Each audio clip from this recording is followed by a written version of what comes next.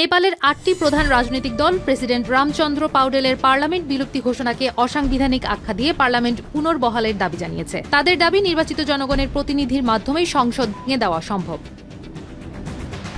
১৩ September এক যৌথ বিবৃতিতে এ দাবি জানায় Nepal Congress, CPN UML, Maoist centre সহ ৮টি দল। তবে প্রেসিডেন্ট পাউডেল এ সম্পর্কে কোনো মন্তব্য এখনো করেননি। রাজনৈতিক সংকটের সূত্রপাত হয় সাবেক প্রধানমন্ত্রী কেপি শর্মা ওলির সিদ্ধান্তকে ঘিরে। গত ৪ সেপ্টেম্বর তিনি ফেসবুক, ইউটিউব সহ ২৬টি সামাজিক যোগাযোগ মাধ্যম বন্ধ করেন। এর প্রতিবাদে তরুণরা রাস্তায় নামলে সহিংসতায় রূপ নেয় আন্দোলন। ৮ সেপ্টেম্বর পুলিশ গুলি চালালে প্রথম দিনেই ১৯ জন আহত হন শতাধিক। পরবর্তীতে সহিংসতায় মোট সংখ্যা বেড়ে দাঁড়ায় ৫১ জনে, আহত হয় ১৫০০-এরও বেশি। ক্ষোভের চাপে ৯ সেপ্টেম্বর পদত্যাগ করেন ওলি। ৩ দিন পর অন্তর্বর্তী সরকারের প্রধানমন্ত্রীর দায়িত্ব নেন সাবেক প্রধান বিচারপতি সুশীলা কার্কি। কিন্তু কয়েক ঘণ্টা পরে প্রেসিডেন্ট তার সঙ্গে পরামর্শ করে সংসদ ভেঙে দেন এবং ২০২৬ সালের ৫ মার্চ নির্বাচন আয়োজনের ঘোষণা দেন।